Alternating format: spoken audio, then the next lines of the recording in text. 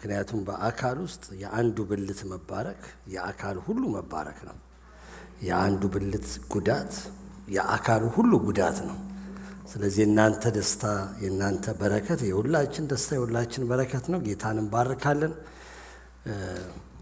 ቅዱሳን በቃ በዚህ ውስጥ የተሳተፋችሁ ሁሉ ጌታ ኢየሱስ ይባርካችሁ። የሰጠናቸው ስጦታ እናንተ ያዋጣችሁትን ሰርጉ ተደግሶ የተረፈውን ነው መልሰን የሰጠነው እና ጌታ ይባርካችሁ። ተደግሶ እስኪ ተርፍ ድረስ ነው የሆነው ስጦታችሁ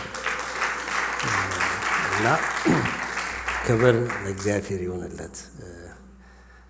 ግን የሚበልጥ ክብር አለ አይደል? አገልግሎት ጌታ በመስጠት ማንም አይበልጠው።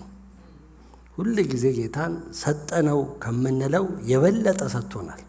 ተቀብለን ነው የምናገለግለው እንጂ እኛ የበለጠ ለጌታ ያደረግንለት ምንም ነገር የለም እና በህይወት ዘመናችሁ ሁሉ እስከ ዛሬ ካሳያችሁት ታማኝነት የበለጠ የምታሳዩበትን ጸጋ ጌታ ይጨምርላችሁ።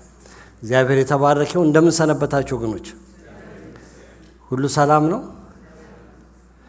አንዳንዶቻችሁ ምን ነው ያኮረፋችሁ ትመስላላችሁ? ቁርስ አልበላችሁም እንዴ? ቁርስ ያዘጋጀ ይመስል ቁርስ አልበላችሁም፣ ግን መንፈሳዊ ቁርስ አለ። ሁሉ ሰላም ነው? አዎ፣ እንደዚህ ፈገግ በሉ እንጂ በእግዚአብሔር ቤት ውስጥ ፈገግ ስንል ደስ ይላል። ግን እንደው ፈገግም ባትሉ መንፈሳችሁ ፈገግ እንደሚል በጣም እርግጠኛ ነኝ። ስለምንም ሰብክ ይመስላችኋል? መጨመር። እግዚአብሔር የተመሰገነ። ስለዚህ ስለ መጨመር እንነጋገራለን። ይሄ መጨመር አያልቅም ወይ የምትሉ በቃ የት ያልቃል?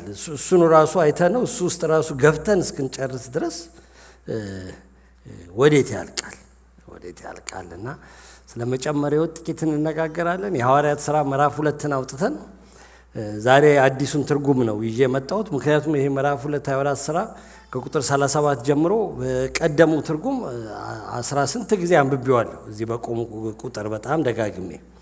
ስለዚህ በአዲስ ትርጉሙ በመደበኛ ትርጉም ላንብበው ብዬው መጣው። ግን ወንድማችን ብርሃኑ ብቻ ለቃሉ ክብር ብሎ ተነስቶ ቆሟል። ስለዚህ እሱ ብቻውን እንዳይሆን ሌሎቻችንም የምንችል ቆማለን። ክብር ለእግዚአብሔር ይሁንለት። በእግዚአብሔር ቤት ውስጥ በእግዚአብሔር መንግስት ውስጥ መጨመር አያልቅም አይደል? በእውነት አያልቅም። ትዝ ይላችኋል ጌታ ኢየሱስ ከናትናኤል ጋር ዮሐንስ ወንጌል ምዕራፍ 1 ላይ ገና ሲገናኙ ጌታ የሆነ ነገር አለው። ከበለስ በታች ተቀምጣ አየው ምናምን ሲለው በጣም ደነቀው ናትናኤል። አንተ የእግዚአብሔር ልጅ ነህ፣ አንተ የእስራኤል ንጉሥ ነህ። ወይ ጉድ አለ፣ ወይ ተአምር! ከበለስ በታች ቀድሞ ፊልጶስ ሳይጠራኝ አይቶኛል ብሎ እንደው በቃ ያዙ ልቀቁኝ ሲል ኢየሱስ ከበለስ በታች አየው ስላልኩ ትደነቃለህ። ገና ከዚህ የሚበልጥ ነገር ታያለህ። የሚበልጥ ነገር አለ በጌታ ቤት ውስጥ። ከተረዳ ነው ከተገለጠልን ገባን ከምንለው አገለገልን ከምንለው የሚበልጥ ነገር አለ። እስቲ የሚበልጥ ነገር አለ በሉ። አንዴ ፈረንጆች ጋር say it like you mean it ይላሉ። በእውነት የሚበልጥ ነገር አለ ጌታ ቤት ውስጥ። እስቲ በደንብ በሉት እንደው መንፈሳችሁ ውስጥ እስኪገባ አንድ ጊዜ ጮክ ብላችሁ ወገኖች፣ የሚበልጥ ነገር አለ። በጣም የሚበልጥ ነገር አለ። ገና ምኑንም አልቀመስ ነው የገባን እየመሰለን ነው እንጂ አንዳንድ ጊዜ ጠገብ የምንለው ገና ግን ምኑን አየንና የሚበልጥ ክብር ገና እንመለከታለን። የሚበልጥ ውበት፣ የሚበልጥ ፍቅር፣ የሚበልጥ ይቅርታ፣ የሚበልጥ ትህትና፣ የሚበልጥ ነገር በእግዚአብሔር መንግስት ውስጥ አለ። ስለመጨመር ስናስብ ገና ብዙ የምናድግበት ገና ብዙ የምናየው ነገር ያለ እንደሆነ እያሰብን በጌታ ስም አነበዋለሁ። እንዳልኳችሁ በአዲሱ ትርጉም ነው ማነበው። ምዕራፍ 2 ከቁጥር የሐዋርያት ሥራ ከቁጥር 37 ጀምሬ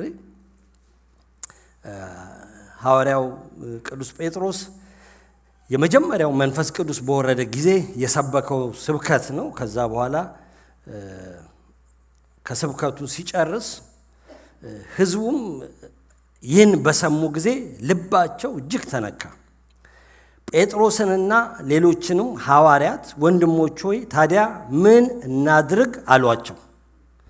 ጴጥሮስም እንዲህ አላቸው፣ ንስሐ ግቡ፣ ኃጢአታችሁም እንዲሰረይላችሁ እያንዳንዳችሁ በኢየሱስ ክርስቶስ ስም ተጠመቁ፣ የመንፈስ ቅዱስንም ስጦታ ትቀበላላችሁ። የተስፋው ቃል ለእናንተና ለልጆቻችሁ እንዲሁም ጌታ አምላካችን ወደ ራሱ ለሚጠራቸው በሩቅ ላሉት ሁሉ ነውና። በሌላ ብዙ ቃል እየመሰከረላቸው ከዚህ ጠማማ ትውልድ ራሳችሁን አድኑ በማለት አስጠነቀቃቸው። ቃሉንም የተቀበሉት ተጠመቁ። በዚያ ቀን 3000 ያህል ሰዎች በቁጥራቸው ላይ ተጨመሩ። 120 ነበሩ፣ 3120 ሆኑ ማለት ነው።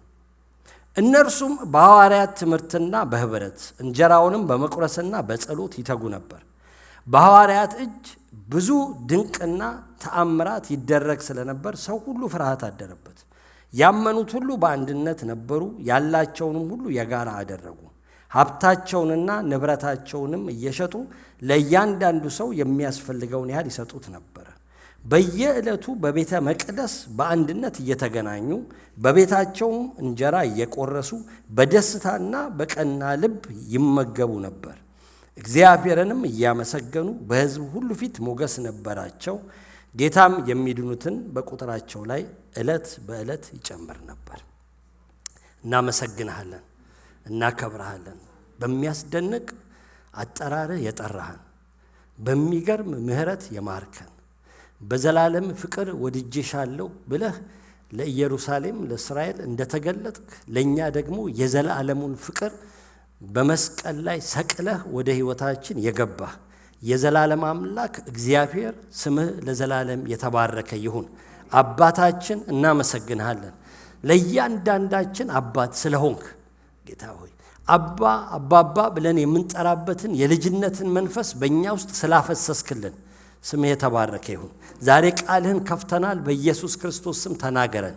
ድምፅህ ወደ እያንዳንዳችን ሕይወት ይምጣ ጌታ ሆይ። እኔ ከምናገረው በላይ መንፈስ ቅዱስ ሆይ ሕዝብህ እያንዳንዱ በዚህ ያሉ እያንዳንዱ መንፈስ ቅዱስ የአንተን ድምፅ በነፍስ በመንፈሳቸው ውስጥ ይስሙ። ዛሬ አንድም ነፍስ አንተን ሳትሰማ ከዚህ ጉባኤ ላይ አትውጣ። ክብር ሁሉ ተጠቅሎ ለአንተ ብቻ ይሁን፣ በክርስቶስ ኢየሱስ ስም አሜን።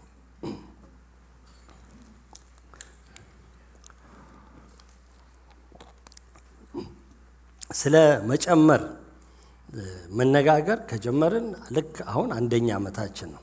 ባለፈው ዓመት በጁላይ ላይ ነበረ የመጀመሪያው ስለ መጨመር ቃል የሰማ ነው እና ዓመቱን ሙሉ ወደ አዲሱ ዓመትም ስንገባ በዚሁ መንፈስ እንግባ ብለን በዚሁ መንፈስ በተለያዩ ርዕሶች ላይ ብዙ መልእክቶች ሰምተናል። ዛሬ የሆነ ሌላ አንድ በዚህ ጉዳይ በዚህ ነገር ላይ እንጨምር ለማለት ሳይሆን በምን በውስጥ ያለው ነገር ይህንን በዚህ ዓመት ውስጥ በዚህ ርዕስ ስለመጨመር ብዙ ደጋግመን በተለያየ ርዕስ ስለሰማን ቆም ብለን እንድንጠይቅ አብረን ፈለኩ። ቆም ብለን እኔ እየጨመርኩ ነው ወይ? እየጨመርኩ ነው ወይ? በእኔ በህይወቴ ውስጥ ለውጥ አይቻለሁ ወይ? ሌሎች ስለ እኔ ምን ይላሉ? መንፈስ ቅዱስ በልቤ ምን ይመሰክራል? መንፈስ ቅዱስ ይመሰክራል አይደል? ይናገራል። የሆነ ዱዳ መንፈስ አይደለም ውስጣችን የገባው አይደለ? ቃል ቋንቋ የሰጠን ጌታ ነው። ይናገራል በጣም መንፈስ ቅዱስ። እንደውም እኮ እዚያ ያነበብኩት ክፍል ሐዋርያት ሥራ ላይ እኮ በሐዋርያቶች ላይ መንፈስ ቅዱስ ሲወርድ ቋንቋን የሰጣቸው አይደል? የማያውቁትን ቋንቋ። ስለዚህ ይናገራል በፈለጋችሁት ቋንቋ፣ በኦሮምኛም፣ በአማርኛም፣ በትግርኛም፣ በእንግሊዘኛም በሚገባችሁ ቋንቋ በመንፈሳችሁ ውስጥ ትሰሙታላችሁ። ሲናገር ውስጣችሁ ነው የሚገባው። እግዚአብሔር ድምፅ ሲመጣ መንፈሳችሁ ውስጣችሁ ነው የሚጮኸው። የሰው ድምፅ አያስፈልጋችሁም። እና የእግዚአብሔር መንፈስ ምን ይመሰክርልናል? በውስጣችን እየጨመርሽ ነው፣ እየጨመርክ ነው፣ በርታ ይለናል። በቃ ብለን ራሳችን እንድንጠይቅ ስለመጨመር ስለሰማን አንጨምርም። እንደዚሁ የምናቀው ነገር ብቻ እንዳይሆን እና ዛሬ ቆም እንድንል ብቻ ነው የፈለኩት። እንድንቆም እየጨመርን ያለን እግዚአብሔርን እያመሰገንን ደግሞ በቃ እንድንቀጥል እንዳናቆም። ቀደም ፓስተር ታሪኩን ብሎታል። በሰርጉ ላይ ያየነው ፍቅር፣ ያየነው ህብረት፣ ያየነው መረዳዳት በጣም የሚገርም ነው። በጣም ሁላችንንም አስገርሞናል። ከውጭ የመጡ ሰዎች ተገርመዋል። የማያምኑ ተገርመዋል። ከውጭ የመጡ የሚያምኑ ተገርመዋል። ምን አይነት ነው ተብለናል። ግን እንደው እዛ ላይ እንዳናቆም መጨመር ስላለ ከዚህ የሚበልጥ ፍቅር አለ። ከዚህ የሚበልጥ መረዳዳት አለ። እንደዛ ደግሰን ለወንድማችን ለእህታችን ፍቅራችንን ገልጠን ሰርጉ አልቆ እንኳን አለቀ ከዚህ በኋላ እንዲህ አይነት ጣጣ ውስጥ አልገባም ያለፍሽ ነፍስ አልገባትም። በጣም አልገባትም። እንደዛ የተናገራችሁም በልባችሁ ያሰባችሁም እግዚአብሔር ይቅር ይበለን። በጣም ማለት ምንድነው? ገንዘብን የሰጠነው ጉልበታችንን የሰጠነው ነፍስ አልሰጠንም። አቂላና ጵርስቅላ ጳውሎስ ሲናገር ነፍሳቸውን ስለ ነፍሴ ይላል። እነኛ ባልና ሚስቶች እና እዛ ላይ አልደረስንም። ስለዚህ የሚበልጥ ፍቅር አለ። አሜን። የሚበልጥ መረዳዳት አለ ገና እና እንቀጥል እላችሁ ነው። እንጨምር፣ እንዳናቀው፣ እንዳንረካ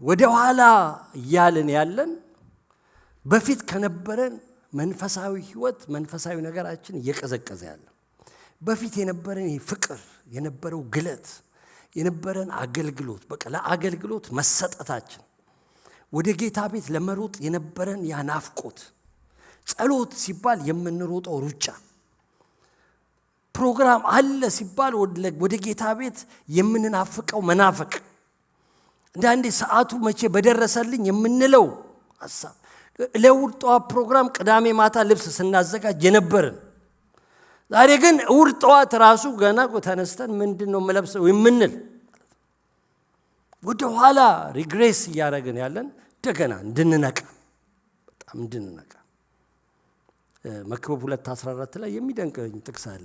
የጠቢብ አይኖች በራሱ ላይ ናቸው ይላል። በራሱ ማለት በራሱ ላይ ያው በደንብ ያንን ክፍል አላጠናሁትም ሁለትና ግን በራሱ ላይ ናቸው ሲል እንዴ ራሱ ላይ ነው የተሰካውት ማለት አይደለም። እዚህ ራስ ጭንቅላት ላይ የሁሉም ጥበበኛም ያልሆነ ሰው ራሱ ላይ ነው ያለው። ግን በራሱ ላይ ናቸው ሲል የሚመስለኝ ራሱን ይመለከታል ማለት ነው። ጠቢብ ሰው እዛ ከሚያይ ይልቅ ራሱን በጣም ይመለከታል። እዛ ሰው ላይ ሄዶ የዛን ሰው ድካም ከሚናገር የአንድን ሰው ጀጅመንት ላይ ከማሳረፉ በፊት ራሱን ጀጅ ያረጋል። ጌታችን ኢየሱስ እኮ ብሏል አይደል? የወንድምህን ምን አታንሳ ነበር ያለው? ምን ነው ዝም አላችሁ? እንረዳዳ። ጉድፍ አታንሳ፣ በራስ ላይ ግንድ አንሳ ማለት ይታያል። ቀላል ነው። ባይዘው በሰው ላይ ያለውን ድካም ማየት እንዴት ቀላል መሰላችሁ? ሶ ሲምፕል። የሰው ድካም ማየት በጣም በቃ ከአንድ ሰው ጋር 5 ደቂቃ ተቀመጡ 12 ችግር ታውጡበታላችሁ። ከራሳችሁ ጋር 8 ሰዓት ተቀምጣችሁ እንደኔ ጻድቅ የለም ብላችሁ ትነሱት። አይታየንም የራሳችን። የጠቢብ ግን ሰው አይኖች በራሱ ላይ ናቸው። እና ዛሬ ይሄ እንደኛ ጠቢብ ማን አለ? የጥበብ ሁሉ ምንጭ የሆነው ክርስቶስ በእኛ ውስጥ የተቀመጠ የእግዚአብሔር ጥበብ የተባለው ክርስቶስ ኢየሱስ አዲስ ኪዳን ላይ በእኛ ውስጥ እንዳለ እንደ አማኝ ከእግዚአብሔር እንደተወለደ ክርስቶስ ኢየሱስ በህይወቱ እንዳለ ሰው ጥበበኛ ማን አለ? እውነት ለመናገር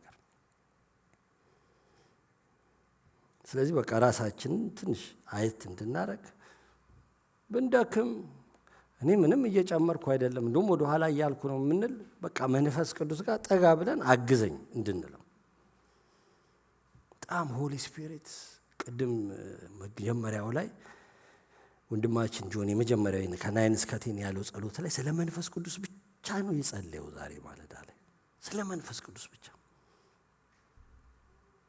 ይሄ መንፈስ ቅዱስ በቃ እንድንጠይቀው አግዘኝ፣ በቃ እርዳኝ። ሊፈርድብን አይደለም መንፈስ ቅዱስ በምድር ላይ ያለው፣ ለመፍረድ አልመጣም። የፍርድ ቀን አለ፣ ማንም የማያመልጣት የፍርድ ቀን አለች። this is not that time። አሁን የፍርድ ቀን አይደለም። መንፈስ ቅዱስ ሊረዳን ያለው ከኛ ጋር ሊያግዘን ያለው።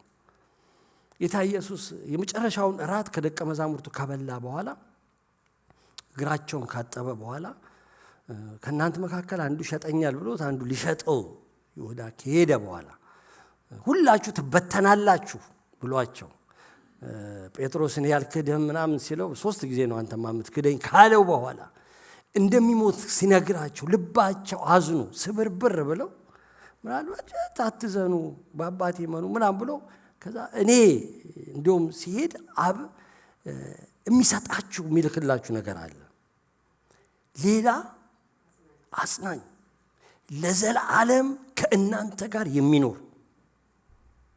ሌላ አጽናኝ ይሰጣችኋል። እንደውም ከዛ ዝቅ ብሎ እንደውም እኔ ብሄድ ደስ ይላችኋል ይሻላል ይላል። የሚመጣው ሌላ አጽናኝ ሌላ ሲል ሌላ የተለየ ማለት ነው። እንደኔ የሆነ እኔን ግን ያልሆነ ከእኔ የተለየ በስላሴዎችንም ባይዘው ውስጥ እናያለን። እንደኔ የሆነ እንደኔ የሚያስተምር እንደኔ የሚናገር እኔ ከናንተ ጋር ስወጣ ስገባ ሳስተምር ሳበላችሁ ሳጠጣችሁ አብሬያችሁ ስበላ ሲጫወት ተሰሙኝ እንደነበረ ተአምራትን ሳደርግ ታዩ እንደነበረ ልክ እንደኔ የሆነ ሌላ የሚመጣ አለ። የሚያስተምር የሚመራ የሚረዳ ተአምራትን የሚያደርግ የሚመክር እንደውም እንደኔ ከጎናችሁ ሳይሆን ስጋ ለብሶ ሳይሆን በመንፈስ በውስጣችሁ የሚኖር ሌላ አጽናኝ ይመጣል። ጳራቅሊጦስ ይመጣል። የጳራቅሊጦስ የሚለውን ትርጉም እንደገና ሄጄ ተመልክቼው ነበርና ይሄ ቀጥተኛ ትርጉሙ ይላል ግሪክ ዲክሽነሪ ለመርዳት ከአንድ ሰው ጎን የሚቆም ከአንድ ሰው ጎን የሚቆም። አሁን እናንተ ካጠገባችሁ ሰው አለ፣ ልክ እንደዛ ካጠገብ የሚቆም ለመርዳት እንደዚህ ስትሉ አለ ለመደገፍ፣ ድንቅፍቅፍ ስትሉ አለ እግራችሁን ለመያዝ ማለት ነው። ውስጣችሁ ውድቅ ሲል አለ ድግፍ ለማድረግ አለ አጠገብ አጽናኙ ማለት ረዳት፣ አበረታች፣ መካሪ። እነኚህ ሁሉ ትርጉሞች እዛ ውስጥ ጳራቅሊጦስ ታገኙታላችሁ። ጠበቃ፣ አማላጅ፣ ደጋፊ፣ ወዳጅ፣ ወገን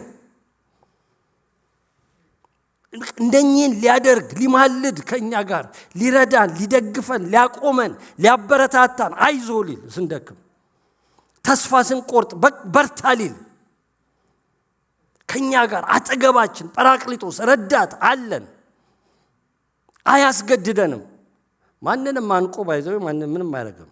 አይጋፋም መንፈስ ቅዱስ። ማንንም አይንቅም መንፈስ ቅዱስ። አይቻ ኃጢአተኛ አይልም ማንንም። ትላንትና ይቀራልኩት አሁንም እዛው ይርመጠመጣል አይልም መንፈስ ቅዱስ። አይንቅም ማንንም። በማንም ላይ አይፈርድም። ሊፈርድ አልመጣም። የሚፈርድበት ቀን አለው፣ ግን አሁን ሊፈርድ አልመጣም። ሊረዳን እርዳን ስንለው ካጠገባችን አለው ሊደግፈን ሊያቆመን። that's the only reason by the way መንፈስ ቅዱስ በምድር ላይ ያለበት ምክንያት ይሄ ብቻ ነው። ምን አለው እዚህ ምድር ላይ ሌላ? ጌታ ኢየሱስ ለምን ወደ ምድር መጣ ብላችሁላችሁ ትነግሩኛላችሁ ያስባል። ለመሞት። ሌላ ምንም ምክንያት የለውም ኢየሱስ ወደ ምድር የወረደበት። የድንግል ማርያም ልጅ እንዲባል አልመጣም ኢየሱስ። 12 24 ያሉት እንዲባል አልመጣም። በቃ አልመጣም። አውር ሊያበራ አልመጣም። ሽባ ሊተረትር አልመጣም። ሳይመጣ ከሰማይ ሆኖ ማድረግ ይችላል። ተደርጓልም በብሉይ ኪዳን ውስጥ። ለምንም አልመጣም። the only reason ክርስቶስ ወልድ ሰው የሆነበት ወደ ምድር የመጣበት ለመሞት ነው። ለመሰቀል በቃ ዛት ለመሰቀል ነው የመጣው። ለዚህ ዮሐንስ ገና ሲያየው መጀመሪያ ሲያየው የዓለምን ኃጢአት የሚያስወግድ የእግዚአብሔር በግ የመጣው ሊታረድ የመጣ ንጹህ የእግዚአብሔር በግ ሆኖ ነው። በቃ ለመታረድ ነው የመጣው። አውቆታል። ሲወለድ ያውቀዋል። ተናግረውለታል። መላእክቶች ተናግረውለታል። ገና ሲወለድ ለማርያም ተነግሮለት፣ ለዮሴፍ ተነግሯል፣ ለእረኞቹ ተነግሯል። በ8 ቀኑ ወደ ቤተ መቅደስ ሲገባ ተናግረዋል። ሐና ነብይቱ ተናግራለች። ስምዖን ነብይ ተናግሯል። ለዚህ ነው የመጣበት ሪዝን ይሄ ብቻ ነው። ለሌላ ነገር አልመጣም። ምን ምድር መጥቶ ምን አገኘ ለኛ ከመሰቀል በስተቀር? ልክ እንደዛው መንፈስ ቅዱስ በዚህ ጊዜ በምድር ላይ ያለው ሌላ ምክንያት የለውም። ለመርዳት ነው። የክርስቶስን ቤተክርስቲያን ሊያቆማት ነው። አማኞችን ሊደግፍ ነው። ሊያቆመን ነው። እንድንጨምር ሊያደርገን ነው። አይኖቻችንን ሊከፍት ነው። ሰማያዊ መገለጥ ሊሰጠን ነው። ሊያበረታታን ነው። ስንወድቅ ሊያነሳን ነው። አይዞህ አይዞሽ ለማለት ነው የወረደው። ምንም ምክንያት የለውም። በምድር ላይ ያለው የእግዚአብሔር መንፈስ እኔ ብሄድ ይሻላችኋል ያለበት ግን በሱ ለመረዳት ደግሞ እኛ ፈቃደኞች መሆን አለብን። በግድ አንቆ ማንንም አይረዳም። አጋንንት ነው በግድ የሚያንቀው። ታውቃላችሁ፣ አጋንንት በግድ ሰው ያንቃል። እንደውም ሳያስቡት ሁሉ ያንቃል። እኔ ብዙ አጋጥሞኝ አጋንንት ስናስወጣ ስኔን ሁሉ ደፋችብኝ ያለ አለ የሆነ ወንዝ ውስጥ ስትሄድ ስኔን ደፋችብኝና ያስኳት። እሷ ራሷ አታውቅም መያዟ ማለት ነው። እና ደግሞ አልወጣ ይላል ይዝና እግዚአብሔር ይገስጸው። በግድ ይወጣታል። የስሙ ስልጣን ስላለ ማለት ነው። ሰይጣን በግድ ይይዛል። መንፈስ ቅዱስ በግድ አይዝም። በግድ አይዝም። ስንፈቅድለት ግን እርዳን ስንል በጣም ይረዳል። he is so ready, so available። በጣም ለማንም ሳያዳላ ለማንም አያደላም መንፈስ ቅዱስ። እዚህ ፑልፒት ላይ ቆሜ ስለምሰብክ ፓስተር ስለሆንኩ የተለየ ፌቨር የለም። እግዚአብሔር ዘንድ ፌቨርቲዝም የለም። ለማንም ለምንሰብከውም ለእናንተም መንፈስ ቅዱስ ያው ነው። እኔ ውስጥ ያለው መንፈስ ቅዱስ ነው። ዓለሙም ውስጥ ዓለሚቱም ውስጥ ያለው ያው ነው። ማንም ውስጥ በቃ የለም በቃ ማለት ነው። ግን ፈቃደኛ ስንሆን በቃ ሊደግፈን። የሐዋርያት ሥራን መጽሐፍ ደጋግመን ይህን ክፍል አይተነዋል። እንደገናም እናየዋለን። በሁሉ አቅጣጫ ነው ደቀ መዛሙርቱ የጨመሩት። በሁሉ አቅጣጫ ጴጥሮስ ሲሰብክ ልባቸው ተነካ። ስለ ኢየሱስ ነው የተናገራቸው። በቃ እናንተ የሰቀላችሁትን ኢየሱስን ጌታም ክርስቶስም አድርጎ እግዚአብሔር አስነስቶታል ምናምን ሲላችሁ ልባቸው ተነካ። ምን እናድርጋሉት? እምነት ውስጣቸው አመኑት። ይሄ የሞተው ኢየሱስ ክርስቶስ እንደሆነ ምን እናድርግ ሲሉ ንስሐ ገቡ። ወገኖች ንስሐ የሌለበት ክርስትና አይደለም። ዝም ብሎ ያጨበጨብን ወደ እግዚአብሔር መንግስት መግባት የለም። ይሄ ንስሐ እንዳንገባ አይዞሽ አይዞ እየተባባልን እየተሻሸን መግባት የለም። ከወደቅን ንስሐ እንገባለን። አሜን። በቃ ኃጢአት ካለ ምንም እኮ ለኃጢአት እኮ መፍትሄ አለ። ራስ ምታት ሲኖርባችሁ ምን ችግር አለ? ታይለኖል ኦቨር ዘ ካውንተር ገዝታችሁ አድቪል ዋጥ ታረጋላችሁ። ከዛ በኋላ እየሳቃችሁ ቤቱን ማጠብ ነው። በቃ ደህና ሆናችሁ ማለት ምንም ችግር የለም። ራስ ምታት ነው። ለኃጢአት መፍትሄ አለ። የክርስቶስ ደም አንደብቅ። ኃጢአትን ምንም መቀባባት አያስፈልግም። መሸፋፈን አያስፈልግም። መከራከር አያስፈልግም። አም ኦኬ ምናም ብሎ ነገር የለም። you are not okay, I am not okay, everybody is not okay, nobody is okay። ማንም የለም። እግዚአብሔር ከሰማይ የወረደው ልጁን የሰቀለው because nobody is okay ምድር ላይ ሁላችንም የረከስን ስለሆንን ማለት ነው። ሁሉም ሰው ኃጢአተኛ ስለሆነ የእግዚአብሔር ክብር ስለጎደለው ክብር የጎደለን ሰዎች ነው ክብር ያለበሰን በደሙ አጡ። ስለዚህ if there is a sin ኃጢአት ሲኖር ድካም ሲኖር ውድቀት ሲኖር ክርክር ውስጥ አትግቡ። ከሰውም ጋር አትከራከሩ፣ ከራሳችሁም ጋር አትከራከሩ። ምንም አይደለም። መፍትሄው አለ፣ መድኃኒቱ አለ። የኢየሱስ ክርስቶስ ደም አትከራከሩ።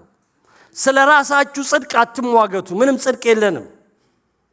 ይሄ ዘመኑ የሶሻል ሚዲያ ዘመን ሰው ስለ ራሱ ጽድቅ በጣም የሚሟገትበት ዘመን ነው።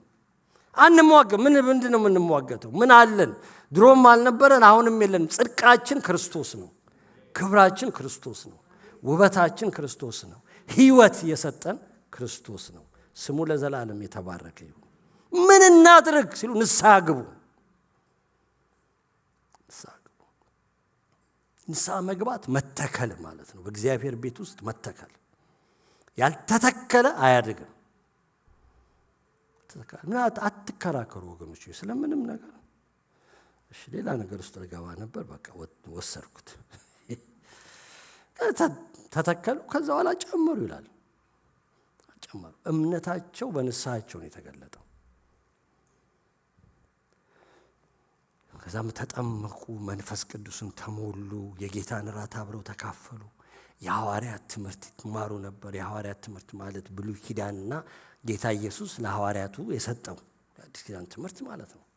ገና የአዲስ ኪዳን መጽሐፍቶች አልተጻፉም። ስለዚህ ጌታ ኢየሱስ በምድር ሳለ ያስተማራቸውን እኔ ያስተማረኳቸውን እያስተማራችኋቸው ስላለ እሱ ያስተማራቸውን በኋላ ደግሞ ለእኛ ያስቀሩልን በመልእክቶቻቸው ውስጥ ማለት ነው። ምስጋና ነበራቸው። አብረው ራት ይበሉ ነበር። ያላቸውን ይከፋፈሉ ነበር። ወንጌል ይመሰክሩ። በቃ ጨመሩ። በቃ ጌታ የሚበዙት እንደሚድኑትን ይጨምር ነበር ይላል። እና የሐዋርያትን ሥራ መጽሐፍችን ክፍል ብቻ ሳይሆን እንዳለ ስታነቡ በቃ እንዴት እንደጨመሩ፣ እንደሰፉ፣ እንዳደጉ በተለያየ መንገድ ይነግረናል። ኢቭን መልእክቶቹ የሐዋርያት መልእክቶች የጳውሎስም፣ ጴጥሮስም፣ ዮሐንስም፣ ይሁዳም 21 መልእክቶች ነው ያሉን አዲስ ኪዳን ላይ። 21ዱ መልእክቶች ይህንን ነው የሚነግሩት፣ እንዴት እንደምንጨምር ይነግሩናል። እና የጳውሎስን አንድ ክፍል ላነብላችሁ ፈልጋለሁ። አንደኛ ተሰሎንቄ ማንበብ የምትፈልጉ አሁንም በአዲሱ ትርጉም ነው ማነበው። አንደኛ ተሰሎንቄ ምዕራፍ 1 እና አንደኛ ተሰሎንቄ ምዕራፍ 2 ላይ ጥቂት ነገሮችን ሼር ላድርጋችሁ። እንዳልኳችሁ እንድናስብ አይደለ ዛሬ እግዚአብሔርን መንፈስ እንድንጋብዘው እንዲረዳን፣ ከዛ እንጸልያለን እግዚአብሔር እንደረዳን። ማንም ከነድካሙን ያልጨመረም በቃኝ ብሎ እንዳይሄድ ዛሬ እግዚአብሔር መለወጥን ሽፍት እንዲያደርግ በእያንዳንዳችን ሕይወት ውስጥ አብረን እንጸልያለን። እንደዚህ ይላል አንደኛ ተሰሎንቄ ምዕራፍ 1 ላይ ከጳውሎስ ከሲላስ ከጢሞቴዎስ የእግዚአብሔር አብና የጌታ ኢየሱስ ክርስቶስ ለሆኑት ለተሰሎንቄ ሰዎች ቤተ ክርስቲያን ከእግዚአብሔር ከአባታችን ከጌታም ከኢየሱስ ክርስቶስ ጸጋ እና ሰላም ለእናንተ ይሁን። በጸሎታችን እያስታወስናችሁ ሁል ጊዜ እግዚአብሔርን ስለ ሁላችሁ እናመሰግናለን። ከእምነት የሆነውን ሥራችሁን፣ ከፍቅር የመነጨውን ድካማችሁንና በጌታችን በኢየሱስ ክርስቶስ ባላችሁ ተስፋ የተገኘውን ጽናታችሁን በአምላካችንና በአባታችን ፊት ዘውትር እናስባለን። በእግዚአብሔር የተወደዳችሁ ወንድሞች ሆይ እርሱ እንደመረጣችሁ እናውቃለን። ምክንያቱም ወንጌላችን ወደ እናንተ የመጣው በኃይልና በመንፈስ ቅዱስ በብዙ መረዳት እንጂ በቃል ብቻ አይደለም። ደግሞ ስለ እናንተ ስንል በመካከላችሁ እንዴት እንደኖርን ታውቃላችሁ። እናንተ እኛንና ጌታን መስላችኋል። ምንም እንኳን ብርቱ መከራ ቢደርስባችሁም ቃሉን በመንፈስ ቅዱስ ደስታ ተቀብላችኋል።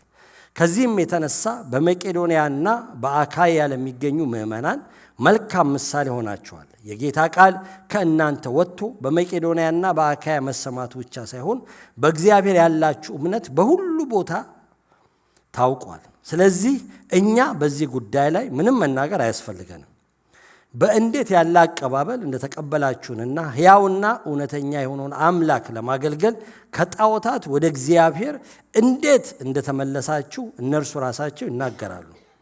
ደግሞም ከሙታን ያስነሳውንና ከሰማይ የሚመጣውን ልጁን ከሚመጣውም ቁጣ የሚያድነንን ኢየሱስን እንዴት እንደምትጠባበቁ ይናገራሉ ይላል። ከዛ ሁለተኛ ተሰሎንቄ ደግሞ ሲጽፍላቸው ምዕራፍ 1 ላይ እንዲሁ ጳውሎስ ሲላስና ጢሞቴዎስ እነሱ ናቸው እንደገና በእግዚአብሔር በአባታችን ምናልባት ከ1 ዓመት ወይ ከ10 ወር በኋላ ነው ይህን እንደጻፈ የሚታመነው አንደኛውን ከጻፈ በኋላ። ስለዚህ በተቀራራቢ ጊዜ ነው ማለት ነው። በ51 እና በ52 ዓመተ ምህረት ላይ በእግዚአብሔር በአባታችን በጌታም በኢየሱስ ክርስቶስ ለሆኑት ለተሰሎንቄ ሰዎች ቤተ ክርስቲያን ከእግዚአብሔር አብ ከጌታ ከኢየሱስ ክርስቶስም ጸጋና ሰላም ለእናንተ ይሁን። ወንድሞች ሆይ እምነታችሁ በየጊዜው እያደገ በመሄዱና የእርስ በርሳችሁ ፍቅራችሁም እየጨመረ በመምጣቱ ስለ እናንተ እግዚአብሔርን ሁል ጊዜ በሚገባ ማመስገን አለብን። ስለዚህ በደረሰባችሁ ስደትና መከራ ሁሉ በመጽናታችሁ እኛ ራሳችን ስለ ትዕግስታችሁና ስለ እምነታችሁ በእግዚአብሔር አብያተ ክርስቲያናት ዘንድ እንመካለን። ይህ ሁሉ የእግዚአብሔር ፍርድ ቅን መሆኑን የሚያመለክት ነው። ከዚህ የተነሳ መከራን ለምትቀበሉለት ለእግዚአብሔር መንግሥት የበቃችሁ ሆናችሁ ትቆጠራላችሁ። እግዚአብሔር ጻድቅ በመሆኑ መከራን ለሚያመጡባችሁ መከራን ይከፍላችኋል። መከራን ለተቀበላችሁት ለእናንተም ሆነ ለእኛ ደግሞ ዕረፍት ይሰጠናል። ይህም የሚሆነው ጌታ ኢየሱስ የሚንበለበል እሳት ከኃያላን መላእክት ጋር ከሰማይ በሚገለጥበት ጊዜ ነው። በዚያን ጊዜ እግዚአብሔርን የማያውቁትንና ለጌታችንም ለኢየሱስ ወንጌል የማይታዘዙትን ይበቀላል። እነርሱም ከጌታ ፊትና ከኃይሉ ክብር ተወግደው በዘላለም ጥፋት ይቀጣሉ። የሚቀጡትም በቅዱሳኑ ዘንድ ሊከብርና በሚያምኑበትም ሁሉ ዘንድ ሊገረም በሚመጣበት በዚያ ቀን ይሆናል። እናንተም ከሚያምኑቱ መካከል ናችሁ፣ ምስክርነታችንን ተቀብላችኋልና። ይህን እያሰብን አምላካችን ለጥሪው የበቃችሁ አድርጎ እንዲቆጥራችሁ መልካም ለማድረግ ያላችሁን ምኞትና ከእምነት የሆነውን ሥራችሁን ሁሉ በኃይሉ እንዲፈጽምላችሁ ዘውትር ስለ እናንተ እንጸልያለን። ደግሞም እንደ አምላካችንና እንደ ጌታ ኢየሱስ ክርስቶስ ጸጋ መጠን የጌታችን ኢየሱስ ክርስቶስ ስም በእናንተ ዘንድ እንዲከብርና እናንተም በእርሱ እንድትከብሩ ይህን እንጸልያለን ይላል። ደስ ይላል። መጽሐፍ ቅዱስን ማንበብ ደስ አይልም? ጌታ የተባረከ ይሁን። ልቀጥለው ልጨርሰው መሰለኝ ተሰብክ በእነኛ ያነበብኩ ናቸው። ደጋግሜ ያነበብኩትም አስቤ ነው። በሁለቱም መልእክት ላይ መልእክቱን ሲጀምር ሐዋርያ ጳውሎስ ስለነሱ ሲያስብ ሲጸልይ፣ እኔም ጢሞቴዎስም ሲላስም አብረን ስንጸልይ ነው የሚለው ስለ እናንተ እናመሰግናለን። በቃ በጸሎት ሆኜ እናንተን ሳስብ ደግሞ ሁል ጊዜ ይላል መጀመሪያው ሁል ጊዜ የማመሰግንበት ምክንያት አለ። ሁለተኛው መልእክት ላይ ማመስገን ግድ ይለኛል። እናንተን አስቤ አለማመስገን አልችልም። እንዴት ደስ ይላል! ስለ ሰው አስቡ ማመስገን።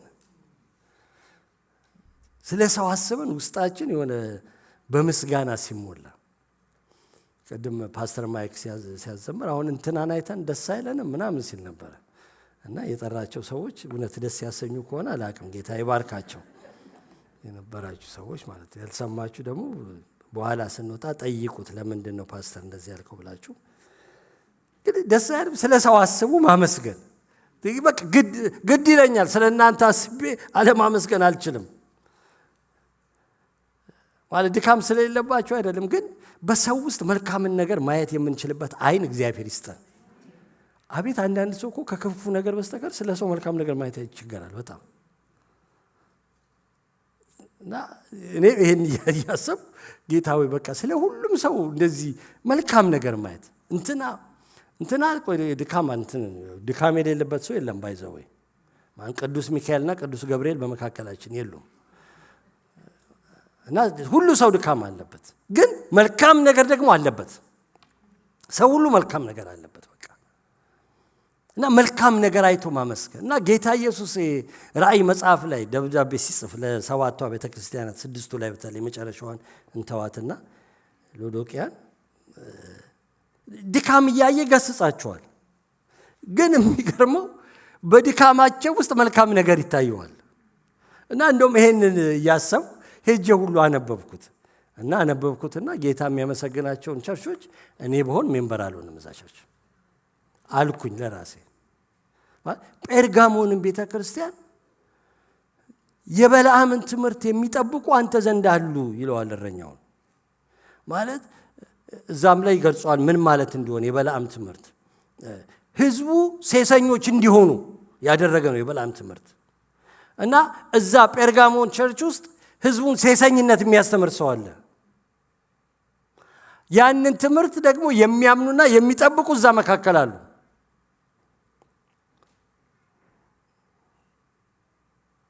ግን ይላል እንደዛም ቢሆን የሰይጣን ዙፋን ባለበት እንደምትኖር አውቃለሁ። በጣም ሪያል ፋይት ስፒሪቹዋል ዋርፌር አለብህ። የታመነው ምስክሬ አንጢጳስ እንኳን ሲገደል አንተ ሃይማኖትን አልካድክም፣ ቆመሃል። ቢገሉኝም ይግደሉኝ ብለህ ስለ ስሜ ቆመሃል። ግን አለ ስህተቱን ጌታ አላጸደቀውም። ኢትዞኬ አላለውም። ጌታ ስህተት ኃጢአት አያጸድቅም። ለዚህ ነው ለኃጢአት ንስሐ ማድረግ መግባት አለብን ያልኳችሁ። ግን ጌታ ኃጢአትን አይቶ ወይም ድካምን አይቶ ሁሉን ነገር እምሽክ አያደርግም። ታውቃላችሁ እኛ እኮ አንድ ሰው ላይ የሆነ ድካም ካየን ሰውየውን እምሽክ ነው የምናደርገው። ከዛ በኋላ አሁን አንድ ሰው ሐሜተኛ ቢሆን የሐሜት ችግር ያለበት ሰው ቢኖር ያ ሰው ክርስቲያንም አናረገው። ከዛ በኋላ ደሞ እሱም ብሎ ክርስቲያን እንዲህ ስሜን አጥፍቶ ብለን ድራሽ አባቱ ነው የምናጠፋው። ወይም ነው ሌላ ድካም ሐሜት ሳፌ ላይ ስለመጣ ነው። ጌታ በጣም የሚገርም በጣም ገረመኝ። ጴርጋሞን እንደዚህ አይነት እንደም ሌላም ቸርች አለች ቲያትሮን የምትባል ኤልዛቤል ያለችበት። አሁን ኤልዛቤል ያለችበት ቸርችኛ ሜምበር እንሆናለን። ባሪያዎቼ እንዲሴስኑ የምታስተምር ይላል። ደግሞ ነብይ ነኝ ትላለች ይላል። እዛ ቸርች ውስጥ እንዴ በእውነት አስቤ ዝም አልኩኝ። ከጌታ ጋር በእንጨት ሰው እንዴት ይከራከራል? ግን እንደዚህ አይነት ሴት አለች። ባሪያዎቼ እንዲሴስኑ ታደርጋለች። ዝም ብለሃታል። ድካምን ደግሞ አውቃለሁ፣ ትዕግስትን አውቃለሁ፣ ስራህን አውቃለሁ፣ አገልግሎትን አውቃለሁ፣ ፍቅርን አውቃለሁ። I know you inside out በደንብ ነው የማውቀው።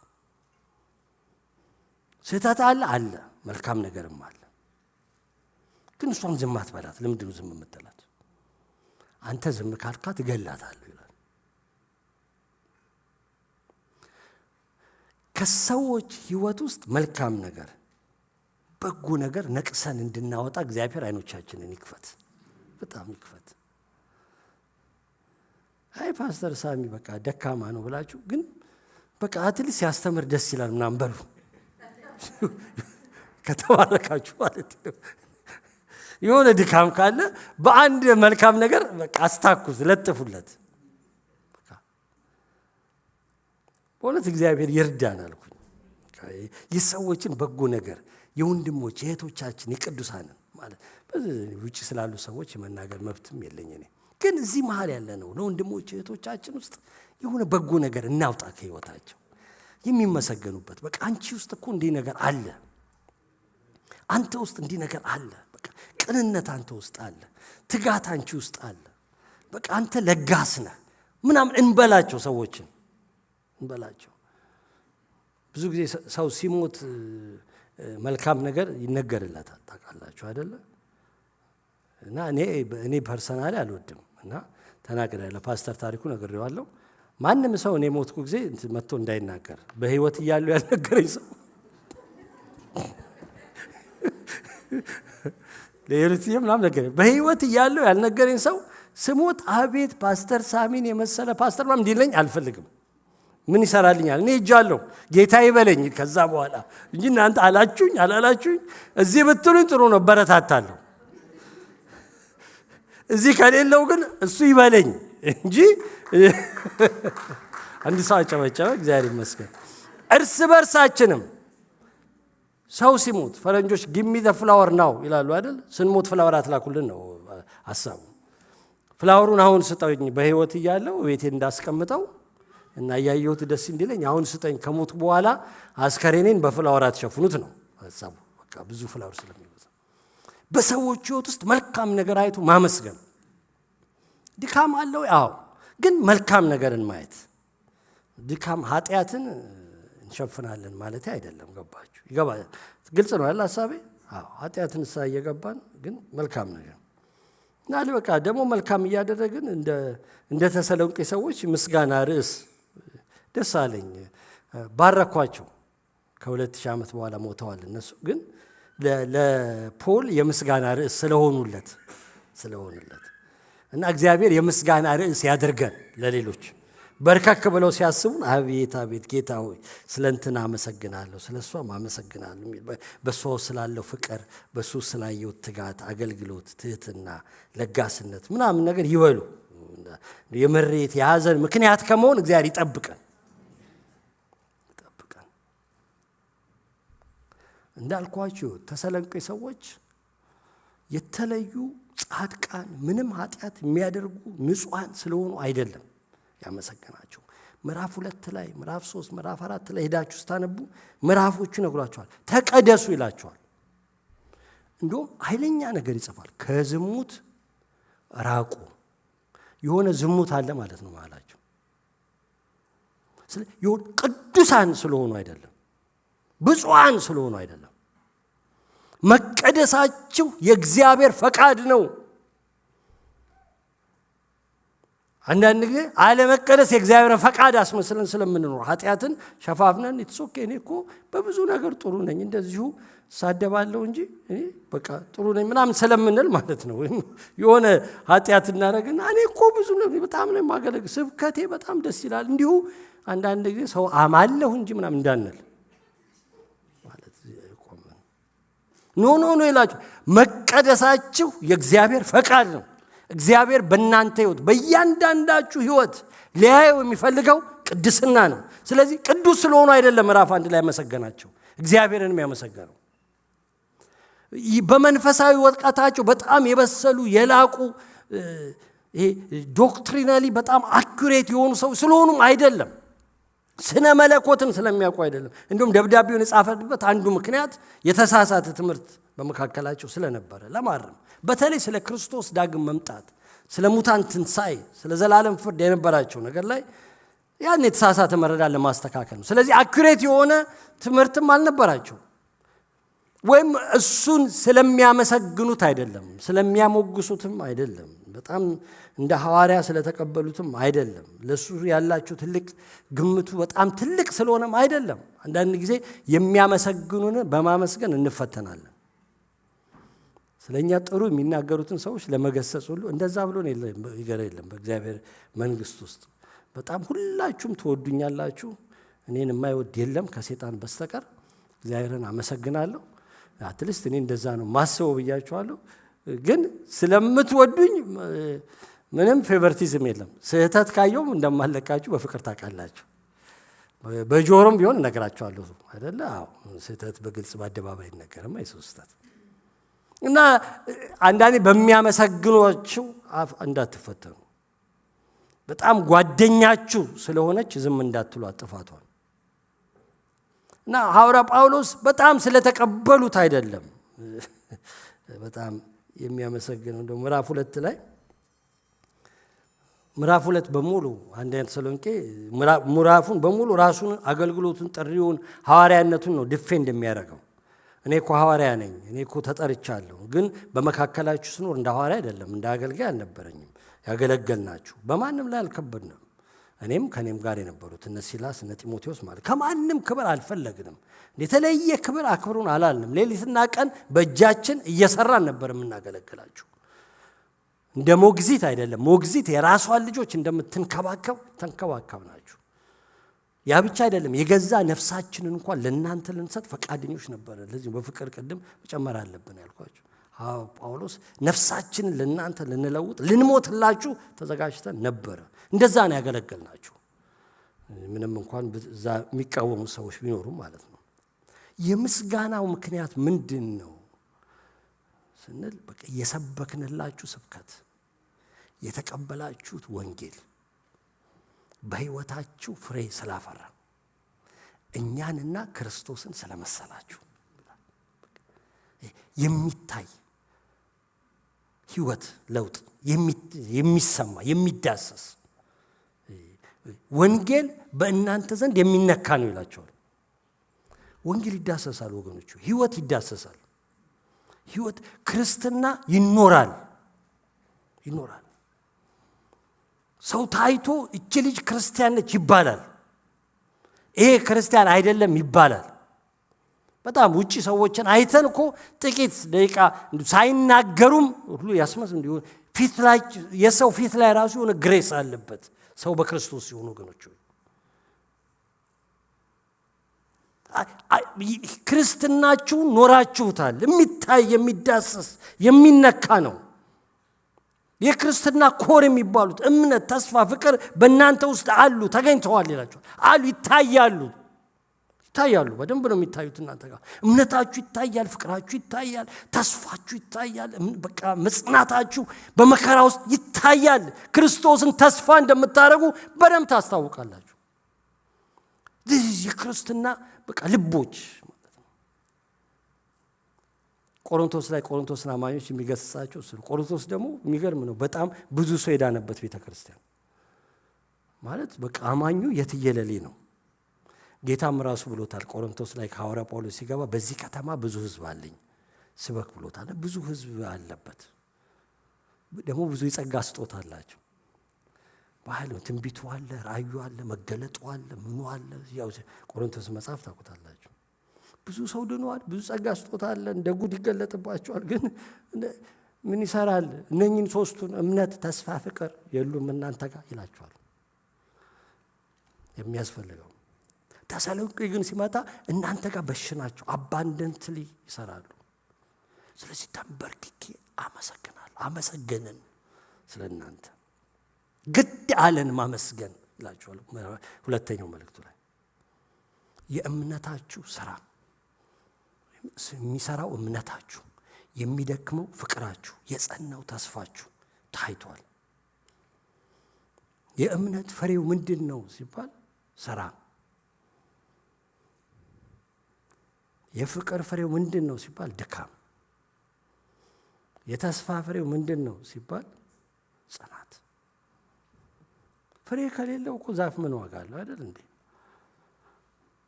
የሙዝ ዛፍ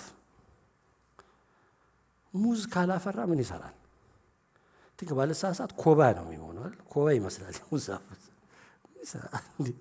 የብርቱካን ዛፍ ብርቱካን ካላፈራ በቃ ጭራሮ ማገዶ ማረግ ነው ምን ይሰራል ፍሬ አለው በቃ ሁሉ አትክልት ፍሬ አለው እምነት ሲባል ፍሬ አለው ስራው ይወጣል ያመሰገነው ስለ ባህሪዎቹ አይደለም ስለ ፍሬው ነው ያመሰገነው እነኚህን ባህሪው ስለምታውቁ አይደለም ስለ ፍቅር ስለምታውቁ ስለ እምነት ስለምታውቁ ስለ ተስፋ ስለምታውቁ አይደለም ተስፋን በየመዝሙሮቻችሁ ውስጥ እምነት ተስፋ ፍቅር ስለምትሉ ነው አላለም አቤት ስለ እምነት ስለ ፍቅር ስትሰብኩ አላለም አንድ ጊዜ ትዝ ይለኛል ዛሬ 26 27 ዓመት ገደማ አንድ ልብ የሚባል የወጣት ፕሮግራም ነበር ኖርዝ አሜሪካ ላይ እና እዚህ ኦክላንድ መጥተው ሰበካሉኝ ላላገቡ የዛን ጊዜ ደግሞ ባይብል ኮሌጅ እንደጨረስኩ ሀት ሰባኪ ነበርኩ እቺ ፍሬሽ ሰባኪ ታውቃላችሁ እና ገና ግሪክኛ ተመሬ አንድ አመት ቀሱን ሁሉ የግሪክኛ አስደንቆኝ ምናምን ድካሜን እኮ ልነግራችሁ ነው እና ከዛ ሄድኩና የፍቅር አይነት ሰበኳቸው በግሪክኛ በግሪክ ውስጥ 7 የፍቅር አይነት አለ ብዬ በስብከቴ መሃል ማለት ነው 7 የፍቅር አይነት አላቸው ግሪኮች ለእግዚአብሔር ፍቅር የትዳር የባልና ሚስት ፍቅር የወላጆች የልጆች ፍቅር የወንድሞች ፍቅር ምናምን ብዙ ነገር ነው ያላቸው እኛ ሁሉንም ፍቅር ስለምንለው አይደለ እንትን ሚስቴንም ወዳለሁ ኬክም ወዳለሁና እኩል እየሆኑብኝ ይቸገራለሁ አንዳንድ ጊዜ እና እግዚአብሔርንም ወዳለሁ ይያልን ማለት ነው ግሪኮች የራሳቸው አለ እግዚአብሔርን ወዳለሁ አይሉ እግዚአብሔር ይወደናል አይደለም እግዚአብሔር አጋፔ ነው አይደለም የሚባለው የትዳር ፍቅር ኢሮስ ነው እንደዛ ፍላድ ከዛ በኋላ ስመለስ በቃ ሞራል ተሰምቶኝ እኔና ያከበርከኝ ወይስ ሱቀትን የተናገርኩ መንፈስ ቅዱስ ከኦክላንድ እዚህ በደም በልቅጥ ያረገኝ አመጣኝ በጣም በቃ ተጸጸትኩ ምን ነው ጌታ ሆይ ባልተናገርኩት ምን ይጠቅማቸዋል 7 አይነት የፍቅር አይነት እንደ አጋፔ ነገርያቸው መለስ ማለት ሐዋርያው ጳውሎስ የሚያመሰግነው ስለ ፍቅር ስለሚሰብኩ አይደለም ፍቅራቸው በድካም ስለተገለጸ ስለ ፍሬው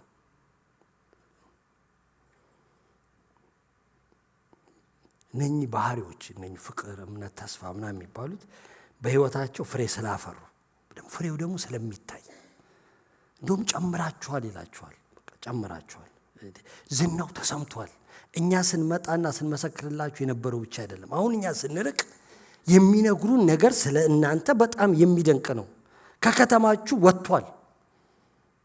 በመቄዶንያ በተሰሎንቄ ከተማ ብቻ ሳይሆን በመቄዶንያ ማለት በስቴቱ በዛ በክፍለ ሀገር በሙሉ ተሰምቷል። ዘሆል ካሊፎርኒያ ሰምቶታል ማለት ነው። ሳን ሆዜ ውስጥ ያለውን ፍቅር አሜን ይባልልናል። ከዛ ብቻ ከዛ አልፎ አካያ ማለት የሚቀጥለው ስቴት ማለት ነው። ወደ ላስ ቬጋስ ወደ ኔቫዳ ሄዷል። በቃ ይወራ። ሶሻል ሚዲያ አልነበረም የዛን ዘመን፣ ተለጥፎ አይደለም። ሰው ከሰው ጋር እያወራ አረ ጉድ እዛ ከተማ ያለው ፍቅር እየተባለ የሆኑ ክርስቲያኖች በቃ ያሹዋ የሚባል ኢየሱስ የሚባል የሚያምኑ የሆነ አዲስ እምነት ተጀምሯል ተሰሎንቄ ውስጥ።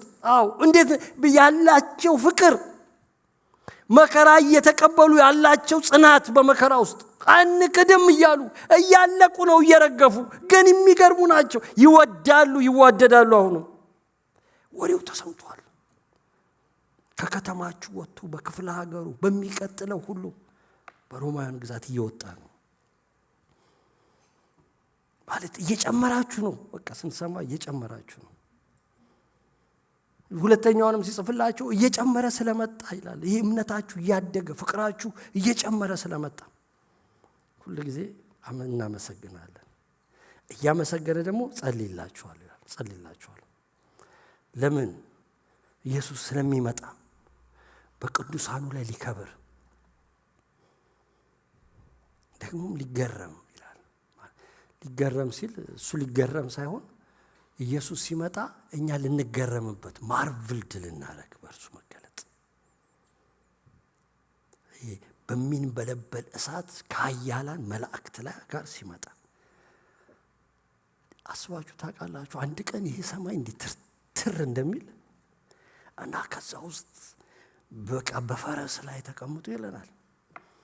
በእልፍ አእላፋት መላእክት ታጅቦ ይላል። በሚንበለበል እሳት ውስጥ ሆኖ ከሰማይ ይወርዳል ኢየሱስ እና እንገረማለን ይላል። እንገረማለን። አሁን ቅድም አጨብጭቡ ምናምን ፓስተር ማይክም ፓስተር ታሪኩም በእልልታ ጌታን እናመስግና እንደሚባለው አይደለም። አጨብጭቡ ሚለን የለም። የዛን ጊዜ ስገዱ ምናምን አንባልም። ድፍት ነው ምንለው። እንገረማለን። ልንገረም ይመጣል። እሱ ደግሞ ሊከብርብን በእኛ ላይ ይመጣል። በእልፍ አላፋት መላእክት ተከቦ ይመጣል። ያን ጊዜ ብዙ ጨምራችሁ እንዲያገኛችሁ ብቁ ሆናችሁ እንዲያገኛችሁ ከእምነት የሆነው ስራችሁ በኃይል ከእናንተ ውስጥ በቃ እሱ ራሱ እንዲያወጣ እንደዚህ ስትጠብቁት እንደዛ እንድትጠብቁት እየጸለይኩላችሁ እየጨመራችሁ ነው። ግን ሞር አለ። ኢየሱስ ይመጣል።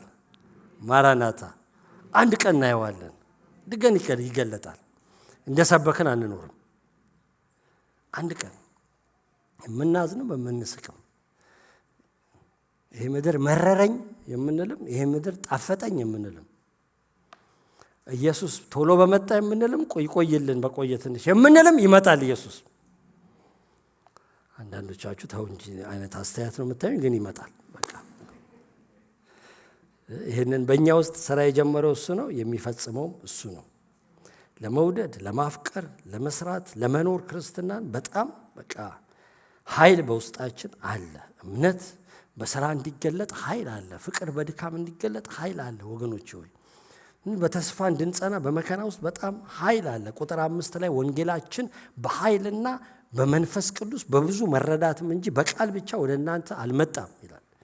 ብዙ ጊዜ ኃይል ብለን ስናስብ የወንጌሉ ኃይል ምናምን ስንል ስለ ተአምራት ነው ብዙ ጊዜ ውስጣችን የሚመጣው። ግን ይሄ በህይወታችን ስለሚያደርገው ለውጥ ነው የሚናገረው። አንደኛ ተሰሎንቄ ምዕራፍ 1 ቁጥር 5 ላይ ነው። ኃይል የወንጌል ኃይል የክርስቶስን አማኞች ደቀ መዝሙር የሚያደርግ ነው። አይን ይበራል፣ ሽባ ይተረተራል፣ ዲዳው ይናገራል። እሱም ኃይል ነው፣ በጣም ልክ ነው። ግን ከዛ በላይ የህይወት ለውጥ የሚያመጣ ኃይል ወገኖች፣ ተአምራት ሰይጣን እንደሚያደርግ ታውቃላችሁ።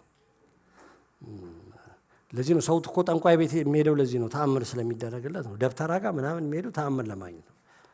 ተአምር ሰይጣንም ያደርጋል፣ ህይወትን ግን ሰይጣን አይለውጥም። ኃይል የወንጌል ኃይል የሚለው በቃ በዲያብሎስ ዘንድ ተአምራት አለ፣ ግን የፍቅር ድካም የለም፣ የእምነት ስራ የለም፣ የቅድስና ህይወት የለም፣ በጣም በመከራ ውስጥ መጽናት ምናምን የሚል ነገር የለም ሰይጣን ጋር። ይሄ የመንፈስ ቅዱስ ኃይል ህይወታችን ውስጥ ሲመጣ፣ ይሄ የወንጌል ኃይል ህይወታችን ውስጥ ሲፍለቀለቅ ምን ያደርጋል ስንል ህይወታችንን ይለውጣል፣ ፍሬ እንድናፈራ ያደርገናል። ፍሬ በፍሬ ያደርገናል። መለወጥ አቃተኝ፣ መጨመር አቃተኝ፣ እንደው ስትሰብኩ ብቻ ነው የምሰማችሁ፣ ስብከት ብቻ ሆነብኝ፣ ሁሉ ጊዜ መጨመር ትችላላችሁ፣ ትምህርት ብቻ ነው፣ ወሬ ብቻ ነው የሆነብኝ የምትሉ ሰዎች ቅዱሳን አማኞች ከሆናችሁ ችግር የለውም፣ ምንም አትፍሩ፣ አይዟችሁ።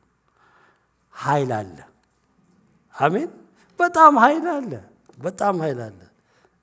ጳራቅሊጦስ አለ፣ ረዳት አለ፣ ካጠገባችን የሚቆም ከኛ ውስጥ ያለ ገብቶ የሚሰራ እንድናፈራ የሚያደርግ አንድ መልእክት አንድ ጥቅስ አምነብና ሁለተኛ ጴጥሮስ ምዕራፍ 1 ላይ ከዛ ጨርሳለሁ። ዛሬ የማንበብ መንፈስ በላይ ያለ ባካችሁ፣ ጌታ የተባረከው። ለካስ ብዙ ጥቅስ ነው ያለኝ። ማን ያውቃል ወይ ጨምር ይሆናል፣ መጨመር አይደለም። ክብር ይሁንለት። ሁለተኛ ጴጥሮስ ምዕራፍ 1 ከአዲሱ ትርጉም ላይ ነው ማነበው። እንደዚህ ይላል፣ ቁጥር 2 እና 3 ነው ማነበው። ቁጥር 3 አይ ቲንክ የድሮ ትርጉም 2 እና 3 ያተያዘ ይመስለኛል። እግዚአብሔር እና ጌታችን ኢየሱስን በማወቅ ጸጋና ሰላም ይብዛላችሁልና ሐዋርያው ጴጥሮስ በገዛ ክብሩና በበጎነቱ የጠራንን እርሱን በማወቅ ለሕይወትና ለእውነተኛ መንፈሳዊነት የሚያስፈልገንን ሁሉ የመለኮቱ ኃይል ሰጥቶናል። በገዛ ክብሩ በበጎነቱ የጠራንን በማወቅ ለሕይወትና እውነተኛ መንፈሳዊነት፣ የድሮ ትርጉም እግዚአብሔርን ለመምሰል የሚያስፈልገንን ሁሉ የመለኮቱ ኃይል ሰጥቶናል።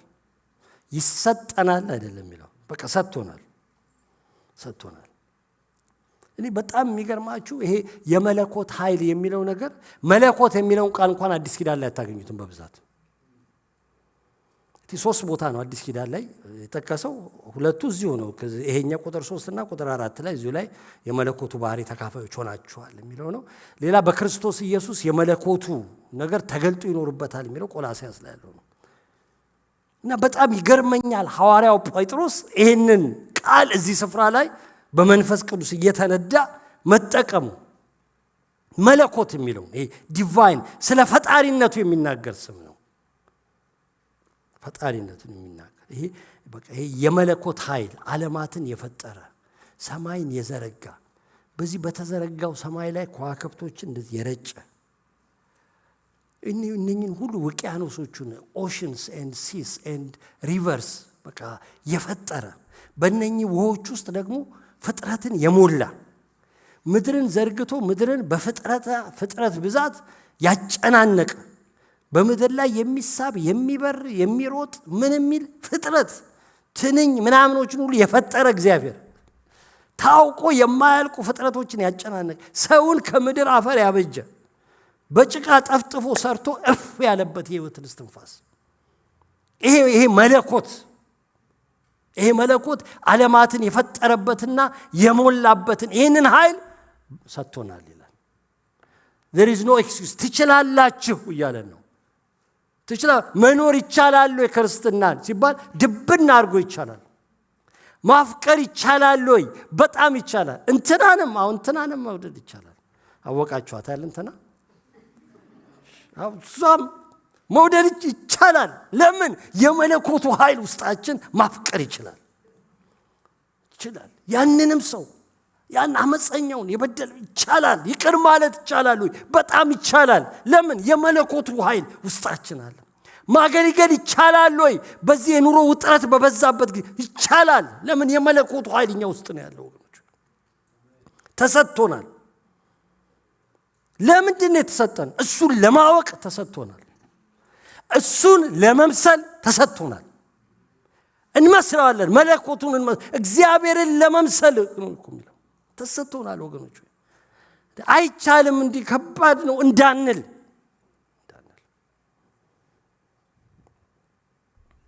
እንደዚህ እየጨመረ እንድንመጣ ወገኖች እንድንጨምር ነው የተጠራ ነው። የምንጨምር ያድርገን። ሁላችንም ተነስተን ቆመን ጸልየን እንጨርሳለን። ግን ቆመን እንደ ቆመን አንድ ቃል ማንበብ ፈልጋለሁ። እዛው ላይ ጴጥሮስ የመለኮቱ ኃይል ተሰጥቶናል ካለ በኋላ ከመለኮት ባህሪ ተካፋዮች ሆናችኋል ብሎ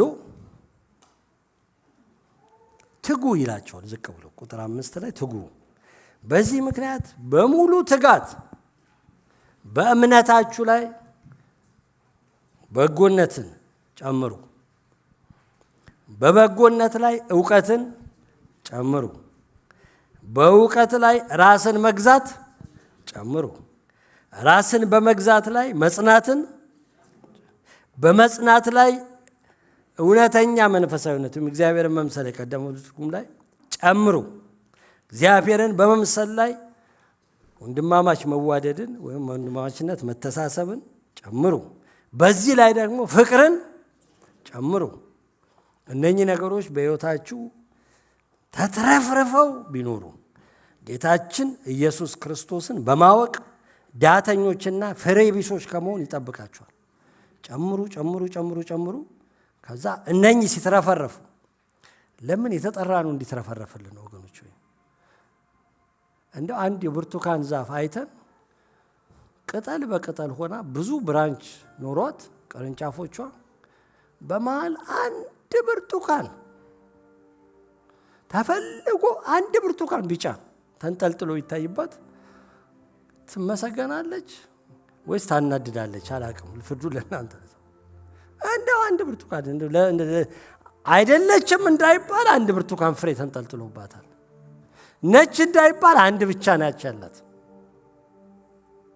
እንደዛ እንድንሆን ጌታ አልጠራንም። እንድንትረፈረፍ። ክርስትና መትረፍረፍ ነው ወገኖች። እኔ ህይወት እንዲሆንላችሁ እንዲበዛላችሁ እንዲትረፈረፍላችሁ መጣ። ፍቅር የተተረፈረፈ ፍቅር ታውቃላችሁ። በእያንዳንዳችን ህይወት ውስጥ ዓለምን በሙሉ መውደድ የሚችል ፍቅር እንዳለ ስንወድ እኮ ሰው ሲዋደድ ቤተክርስቲያኑ ሰው መገረም የለበትም። ውስጣችን ያለው የገባው እኮ ክርስቶስ ኢየሱስ ነው። ዓለምን በሙሉ መውደድ የሚችል እንደዚህ ሲትረፈረፉላችሁ ፍሬቢስ እንዳትሆኑ ያረጋችኋል። ዳተኛ እንዳትሆኑ ያረጋችኋል።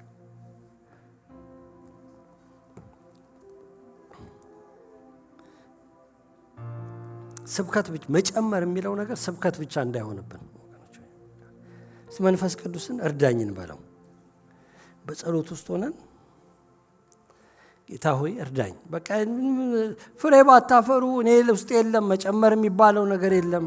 እንደውም ቀንሻለሁ፣ ደርቄያለሁ፣ ከስቻለሁ፣ ጠውልጌያለሁ ምናምን። በቃ ሰይጣን ብዙ ቃል ነው የሚያቀብለን በዚህ ሁኔታ ውስጥ። በቃ እንደዛ የምትሉ ምንም ችግር የለውም። መንፈስ ቅዱስ አለ፣ የመለኮቱ ኃይል አለ፣ ፍሬ በፍሬ የሚያደርግ። እኛ ብቻ ራሳችን እንፍቀድለት። አንድ ፍሬ እንድናፈራ ብቻ አይደለም እግዚአብሔር የሚፈልገው። ጨምሩ፣ ሐዋርያ ጳውሎስ ጨምሩ፣ ይህንን ጨምሩ፣ ያንን ጨምሩ፣ በዚህ ላይ ያንን ጨምሩ፣ በዛ ላይ ያንን ጨምሩ፣ በዛ ላይ ማለት አታቆሙ። መጨመር እንዳታቆሙ። በእግዚአብሔር መንግስት ውስጥ ማቆም የሚባል ነገር የለም። መጨመር ነው፣ ሁሉ ጊዜ መጨመር ነው። አንዳንድ ጊዜ እንቆማለን፣ አንዳንድ ጊዜ ወደ ኋላ እንውላለን፣ አንዳንዴ እንወድቃለን፣ አንዳንዴ እንሳሳታለን። ግን ኢትስ ኦኬ። እንደገና እንነሳለን። እንነሳና we dust of ourselves እንደገና እንቀደሳለን፣ እንደገና እንመለሳለን፣ እንደገና ይቅርታ እንጠይቃለን። እግዚአብሔርን ይቅርታ እንጠይቃለን። ወንድሜን እህቴን በድዬ ከሆነ ይቅርታ ጠይቃለሁ። እንደገና ተነስቼ ደግሞ ቀጥላለሁ። መቀጠል ነው። መቀጠል ነው። እግዚአብሔር ትላንትና ወድቀሃል ተመለስ ከአንደኛ ጀምር አይለንም። እንደገና ያስቀጥለናል። ካለንበት ቦታ ላይ እንደገና ይጨምራል፣ ክብሩ ይጨምራል። ለዚህ ነው ቆሮንቶስ ላይ እኮ ከክብር ወደ ክብር ካየነው ክብር ወደሚበልጥ ክብር የጨመርን ነው የምንሄደው ወገኖች። ማንም ሰው ወንድሞችና እህቶች ከነድካሙ ከዚህ ጉባኤ አይውጣ፣ እንደዚህ ነኝ እያለ አይውጣ። የመለኮት ኃይል ተሰጥቶን የሆነ ድቅቅ ብለን አንውጣ። መንፈሳችን ስብርብር ብሎ አይውጣ። መንፈሳችን ይነሳ።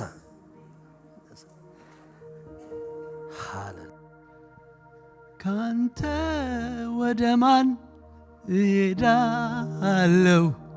አንተ የሕይወት ቃል አለ። ዘመኔን በሙሉ ሰጠሁ ጌታዬ፣ አንተ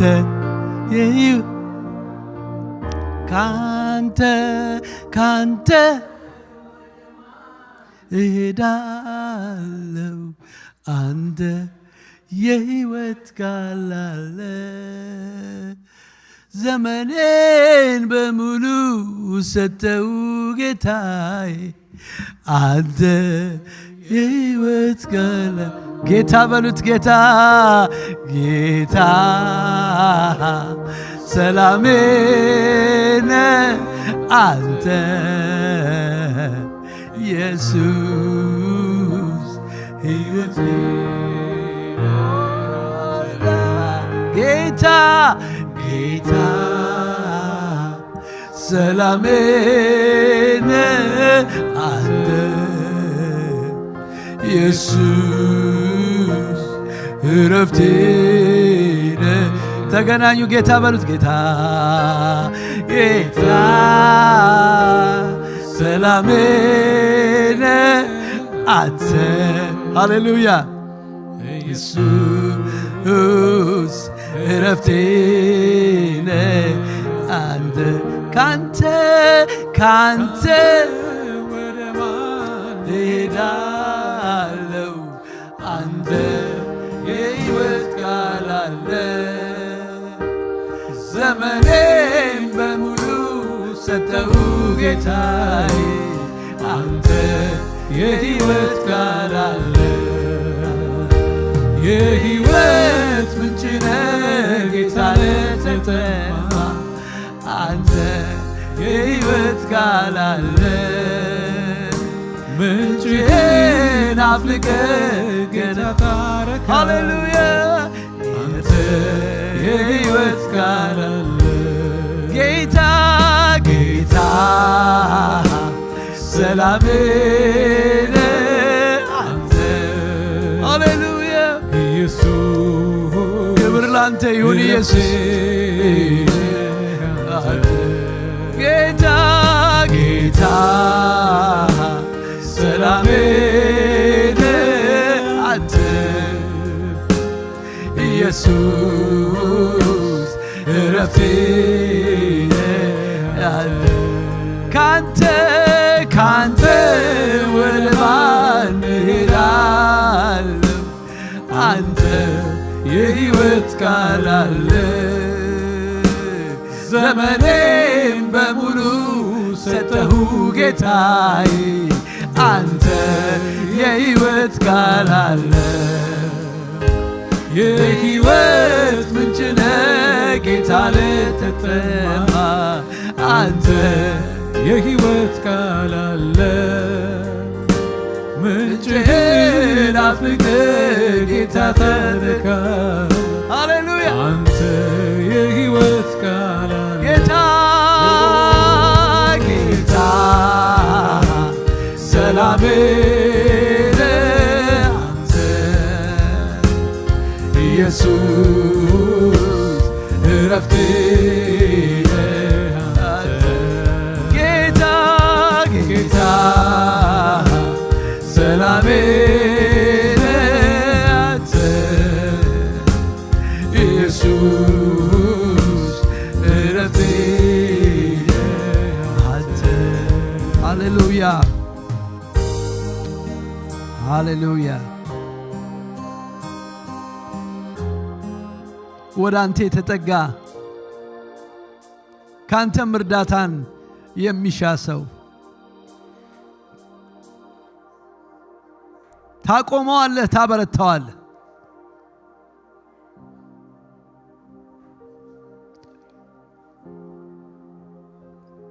የሕዝቅኤል መጽሐፍን ወገኖቼ ምዕራፍ 2 ላይ አንድ ቃል አለ በጣም የምንወደው ሁላችሁ የምታውቁት። በእርግጥ ዛሬ እግዚአብሔርን ቃል ከሰማችሁ በሕዝቅኤል ላይ የሆነው ነገር በእናንተ ይሆናል። ቃሉን ሰማሁ አለ። ቃሉን ሰማሁ በሉ እስቲ። መንፈስም ገባብኝ በእግሬም ቆምኩ ይላል። ቃሉን ሰምተናል። ከቃሉ ውስጥ መንፈሱ አለ። ከዚህ በኋላ ደግሞ አሁን ካለንበት ወደፊት አንድ እርምጃ በጌታ ኃይልና ችሎት እንደሚሆን የምታምኑበትን ጸጋ ይስጣችሁ። ሁለተኛ ቆሮንቶስ ምዕራፍ 3 ላይ ያለውን ሐሳብ ቅድም ፓስተርም ሲናገረው ነበረ። የብዙ ነገር የመጨመር ሚስጥር ሐሳብ እዛ ላይ ተጽፏል። እኛ ሁላችን በማይከደን መጋረጃ ፊት ምን ማለቱ ነው? ይሄንን ሙሴ ከላይ ከተራራ በሚወርድበት ጊዜ በላዩ ላይ የሚያንጸባርቅ የእግዚአብሔር ክብር ነበረና ወደ ሕዝቡ ሲወርድ ምናልባት ይሄ አሁን የሚታየው ክብር በኋላ ከጠፋ ሕዝቡ ሊንቀኝ ይችላል ብሎ እንደሆነ አላቅም። ሙሴ ሸፈነው፣ ጊዜያዊ ስለሆነ ሸፈነው። በእኛ ግን ጳውሎስ እንደዚህ ነው ብሎ በእኛ እንደዚህ አይደለም። በእኛ እንደዚህ በመጋረጃ እንደሚከደም ፊት አይደለንም። እኛ ሁላችን በማይከደን መጋረጃ ፊት የጌታን መልክ የምታብለጨልጭ ስነህ አንተ የተመረጥክ፣ አንቺ የጌታን መልክ እንድታብለጨልጪ የተመረጥሽ ነሽ። የጌታን መልክ በመስሪያ ቤት፣ የጌታን መልክ በአደባባይ፣ የጌታን መልክ በቤት፣ የጌታን መልክ በልጆቻችን ፊት የምናንጸባርቅ የጌታን መልክ እንደ መስታወት እያብለጨለጭን ማን መንፈስ ከሚሆን ጌታ ይላል። ማን ነው ይሄን የሚያደርገው? መንፈስ ቅዱስ። እንደ ሳሙኤል መንፈስ ቅዱስን የምንሰማበት ጸጋ ይሰጣል። አይ መንፈስ ቅዱስ ሊናገራችሁ ነው። ይሄን ሳምንት በቃ ሬዲ ሁኑ። ኦቨርናይት የሚሆን ነገር የለም ወገኖች። አሁን በፍጹም ኦቨርናይት አይደለም። it's a process። አሁን ግን ሊናገራችሁ ነው። እያንዳንዳችሁ መንፈስ ቅዱስ እስቲ ከዚህ ሰዓት ጀምሮ አሁን እኔ የምጸልየው ስለ ኮሚትመንት ነው። እሰማሃለሁ ጌታ ጆሮዬን ክፈትልኝ። ሳምንቱን በሙሉ በሄድኩበት በመኪናዬ በማናቸውም ቦታ ላይ እንደ ፈቃድ እንደ ሐሳብ አንተን ልሰማ፣ ስሜቴን ላልሰማ፣ ሌሎችን ነገሮች ላልሰማ። በጣም የሚገርማችሁ መንፈስ ቅዱስን ስሰማ ኃይል ይሰጠናል። አሁን ለምሳሌ የሚከብደን ነገር መታረቅ ከሆነ በስማ ወዲያው ነው ደውለን ምን ጨርሰው ኃይል ይመጣል ከመለኮት። ስለዚህ መንፈስ ከሚሆን ጌታ እንደሚደረግ ጌታ ሆይ ቃልህን ሰምተናል። አንተ ደግሞ ሪሊጂየስ የሆነ ሪቹዋል ነገር አድርገን እንድንሄድ አትፈልግም። ጮኸን እንድንሄድ አትፈልግም። አንተ የሚሰሙህን ሰዎች ትፈልጋለህ። ዛሬ እኔ ጸልያለሁ፣ ስለ ራሴም ጸልያለሁ፣ ስለ አገልጋዮች ጸልያለሁ፣ ስለ ቤተክርስቲያን መሪዎች ጸልያለሁ። እግዚአብሔር አባት ሆይ በየአገልግሎት ክፍሉ ስለሚመሩ ጸልያለሁ። እግዚአብሔር ስለ ምእመኑ ጸልያለሁ። በጌታ በኢየሱስ ክርስቶስ ስም መንፈስ ቅዱስ ሲመጣ እንዳስተናገዱ እንደ አባቶቻችን ከዚህ ቀን ጀምሮ በተለየ መልኩ እግዚአብሔር ሆይ በጸጋ እርዳታ መንፈስን እንድንሰማ እርዳን። መታዘዝ የምንችልበትን ጸጋ ስጠን። ስለ ሰማህን ስምህ ይባረክ። ክብር ከዘላለም እስከ ዘላለም ላንተ ይሁን በኢየሱስ ክርስቶስ ስም ለቃሉ ክብር እንሰጣለን። እግዚአብሔር ይባረክ።